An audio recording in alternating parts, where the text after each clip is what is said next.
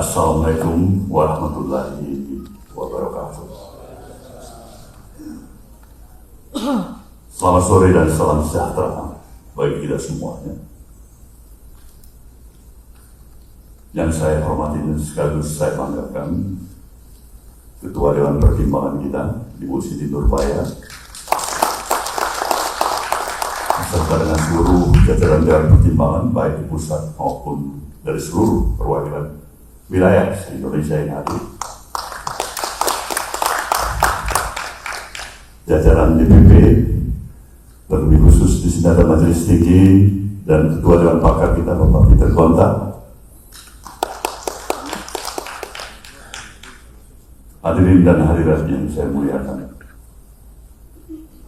Saya mengajak kita semuanya bersyukur kehadirat Sang Maha Pencipta, Tuhan Yang Maha Esa.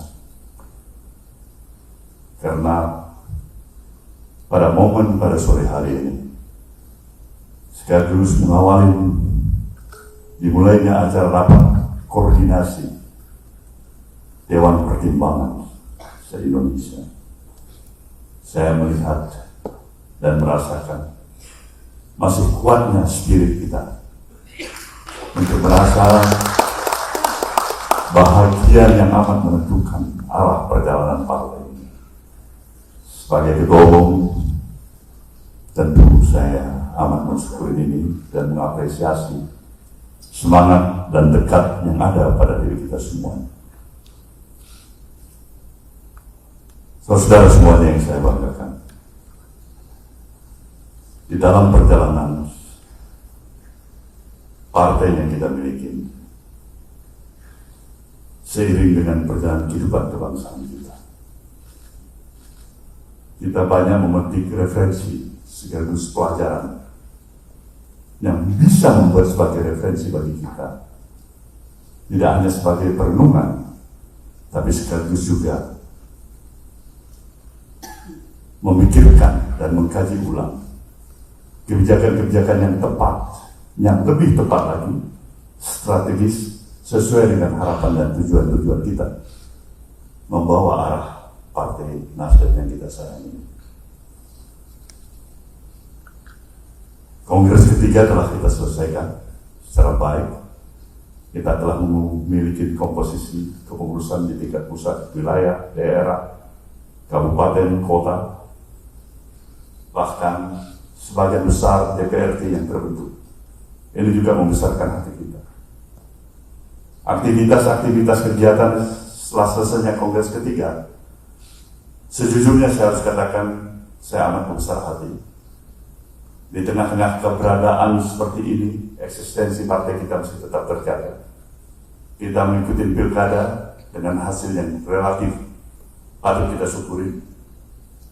Itu memberikan sebuah petanda referensi bagi kita. Ada pergerakan yang bisa kita pertahankan. Kita belum bisa berpuas hati dan berpuas diri, ya itu pasti. Tetapi arah bagaimana agar peran dan eksistensi partai ini tidak hanya sekedar tumbuh dan berhenti di tempat seperti apa yang ada, itu wajib menjadi satu semangat dan dekat kita untuk memperjuangkan ke arah yang lebih baik. Maka Rakornas Bantim ini adalah salah satu juga hal yang bisa membesarkan hari kita bersama. Demikian juga aktivitas yang saya lihat di Dewan Pakar mempunyai aktivitas kegiatan yang juga sama, tidak kalah penting.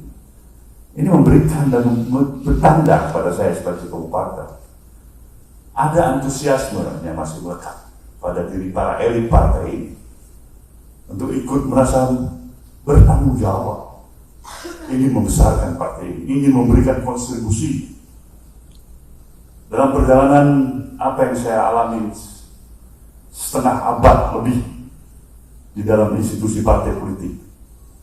Saya katakan kita bersyukur Nasdem memiliki dinamikanya yang tersendiri, karena ada perasaan sense of belonging yang begitu kuat dari para elit partai ini. Nah, itulah merupakan modal besar bagi kita. Itu juga yang amat sangat dibutuhkan oleh partai ini. Maka sejalan dengan apa yang terjadi di luar kehidupan partai ini, kehidupan kemasyarakatan kita, kehidupan perjalanan kebangsaan kita. Sama halnya hadirnya pemerintahan baru, yang baru berusia lebih dari 100 hari. Jelas kita akan berada di dalam pemerintahan ini. Artinya memberikan sikap politik kita, mendukung jalannya pemerintahan ini, mendukung kepemimpinan pemerintahan ini. Maka maju atau mundurnya pemerintahan ini, itu akan memberikan refleksi langsung terhadap eksistensi partai kita. Maka doa, harapan kita, keinginan kita, sejujurnya pemerintahan ini harus berhasil. Kalau pemerintahan ini gagal, tidak sesuai dengan harapan kita, di sini kita juga ikut merasa gagal. Maka concern yang seperti ini adalah merupakan wujud daripada tekad dan semangat kita.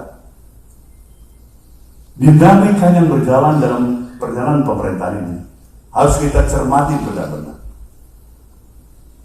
Kita ikuti benar-benar. Bagaimana kita mampu memberikan sumbangsi dan kontribusi sebagai institusi partai politik yang memungkinkan agar arah perjalanan dan kebijakan pemerintahan ini sesuai dengan harapan kita bersama, yaitu keberhasilan jalannya pemerintahan itu sendiri. Mudah-mudahan tekad, semangat, niat baik kita ini adalah bahagian daripada kontribusi yang positif bagi keberadaan pemerintahan yang kita dukung ini. Saudara, para pimpinan Dewan Pertimbangan yang saya banggakan, fungsi peran Dewan Pertimbangan jelaslah yang kita butuhkan, dibutuhkan oleh partai ini.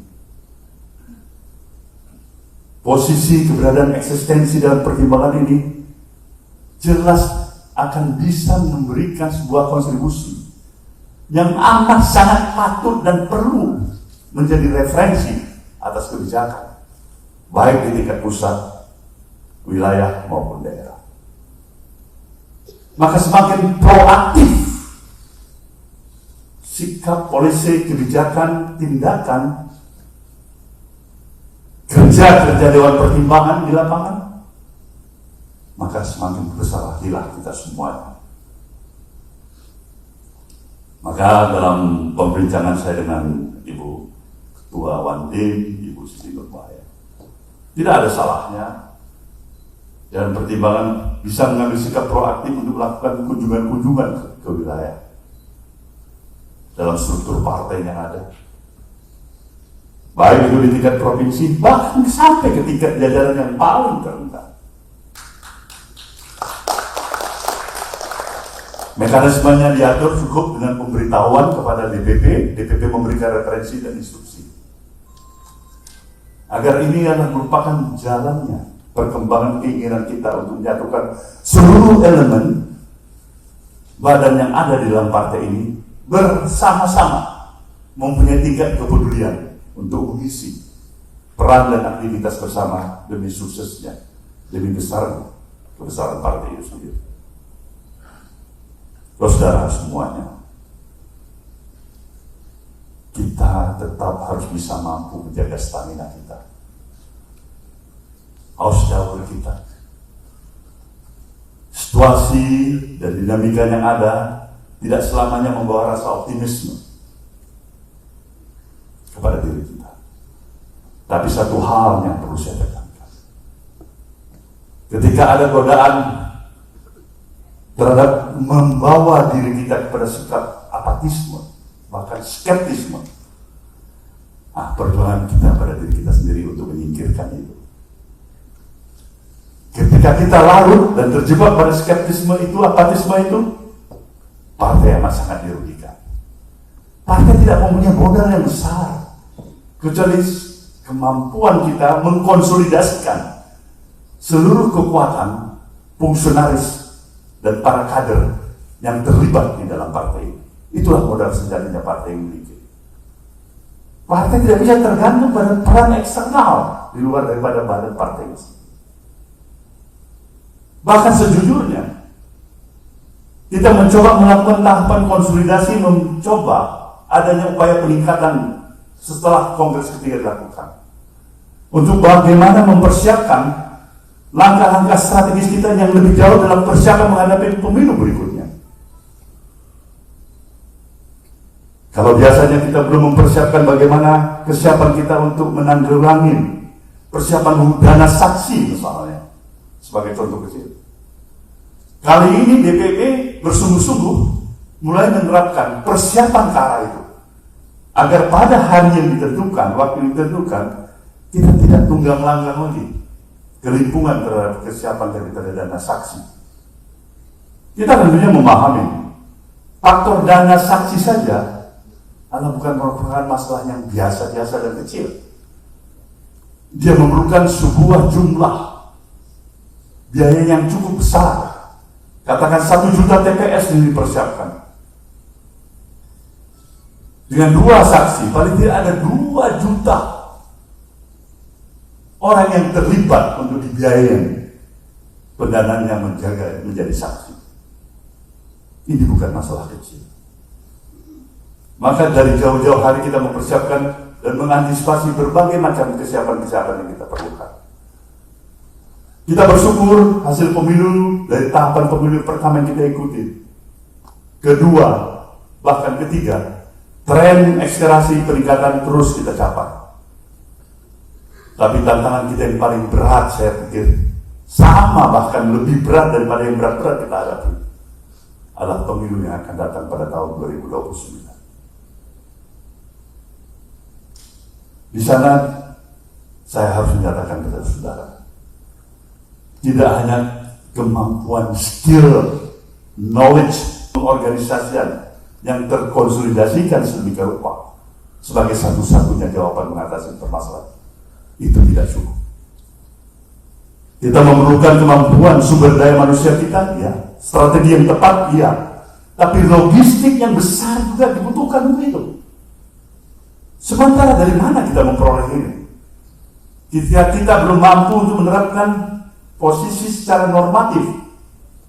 Partai sudah mampu untuk melakukan pemungutan iuran keanggotaan misalnya, secara konvensional dan tradisional. Kita belum bisa mencapai ini. Maka diperlukan inisiasi pemikiran-pemikiran yang strategis, inovasi yang strategis. Dan tentu langkah-langkah ini tidaklah langkah yang bersentuhan dan melanggar norma-norma hukum yang ada. Karena partai berkewajiban untuk di setiap saat meningkatkan kewaspadaannya untuk dia tidak bersentuhan terhadap aspek yang melakukan pelanggaran hukum. Itu komitmen Nasdem. Karena berulang kali saya katakan di mana saja kemampuan kita yang terbaik untuk memberikan arti keberadaan eksistensi partai ini adalah kita mampu menggandengkan kemampuan profesionalisme yang kita miliki dengan etika dan moralitas. Dan saya berpikir itulah sejatinya komitmen dan konsistensi perjuangan partai yang bernama Nasdem yang harus kita pegang teguh, saudara. Jadi ini pikiran-pikiran kita. Nah, kalau kita tidak lagi bisa mempertahankan eksistensi komitmen dari ucapan dan tindakan kita, bahwa kita bisa memberikan suatu kontribusi yang meringankan terhadap beban masyarakat dan rakyat, ya untuk apa ada partai ini? Saudara, situasi hari ini mewajibkan kita sebagai kader partai ini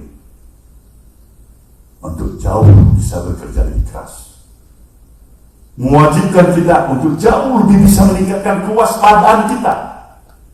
Naluri dari situasi politik kita harus semakin kita pertajam, saudara-saudaraku semuanya. Ingat, tidak semua gambaran apa yang kita lihat pada hari ini akan berjalan sebagaimana apa yang kita rasakan hari ini.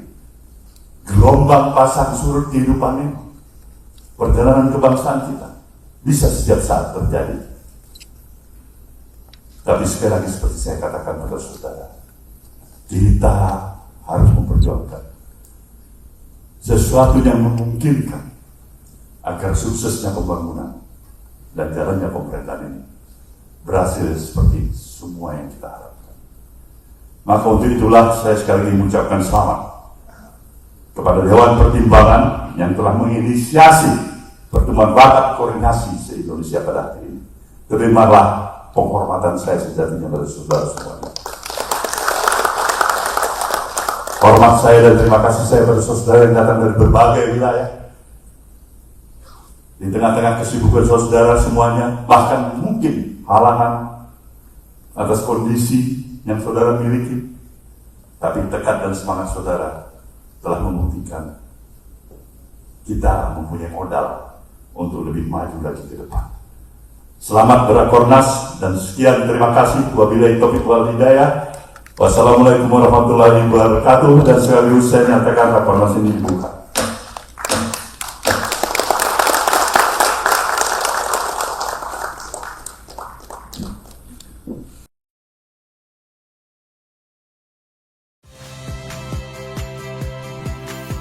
Saya Radi Saputro. Saksikan program-program Kompas TV melalui siaran digital, pay TV dan media streaming lainnya. Kompas TV, independen, terpercaya.